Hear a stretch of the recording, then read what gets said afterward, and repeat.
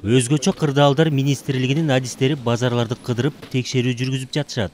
Пиротехникалык каражаттар коопсуз жерде сатылышы керек. Аны сактай турган кампада өрт коопсуздугунун талаптарына жооп бериши шарт.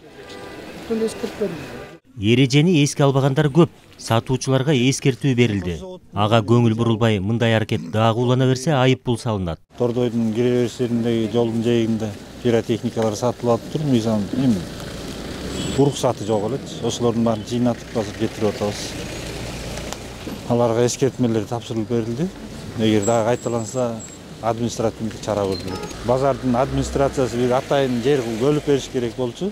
Андай жер бөлүп берилген эмес, базарда тыюу салынган саптырганга. Мындан жарандар келип жолдун жээгине сатып атышат. Үйлөрдүн ичинде муну колдонгон болбойт, анткени уулуу газдар да бөлүнүп чыгат.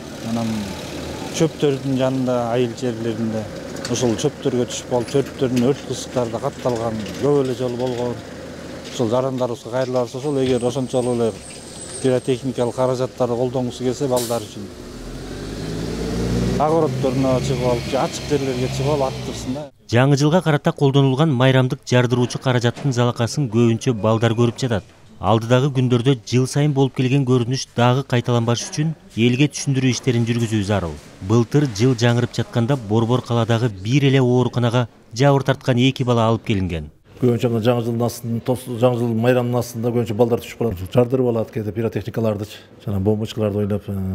Былтыркы эсибизде бар, былтыр биздин отделениеге 2 жаран түшкөн, ошол 2 жаш бала. Ар түрдүү болуп калышы мүмкүн бул жерде. Ошон үчүн ата энелер этият болуш керек, бул жаңы жылдын астында балдарга бербей койгон эле жакшы болот эмелерди. Анткен менен көпчүлүк пиротехникалык каражаттын коркунучун түшүнүп, аны колдонгондор жылдан жылга азайып жатат. Ошентсе да жаңы жыл майрамын жардыруучу затсыз элестете албагандар жок эмес. Канчадан бери эле алып, жаңы жылды ушу майрамдык салтанатта дайым атып, балдарыбызга алып берип, ушундай шан-шөкөт кылып үйрөнүп көнүп калдык дейм. Эми муну билбегендер көбүнчө алып алышып, жанагы өзүнүн инструкциясы менен атышпайт да. Колдонбойсуз ошо. Эмнеге албайсыздар? Ал зыянчылыгы көп болот го негизи. Эме кылса, интернеттерде азыр колун жулуп кетүү, негизи абаны деле ургап зыян экен да негизи көп. Өрт ошондон чыгат экен. Ошол кичинекей кезимден бери ушу колдонуп да көргөн эмесмин да. Ошо албайт үйдөгүлөр айта, андай жерде сайт албайт да, ошо колдонушпайт.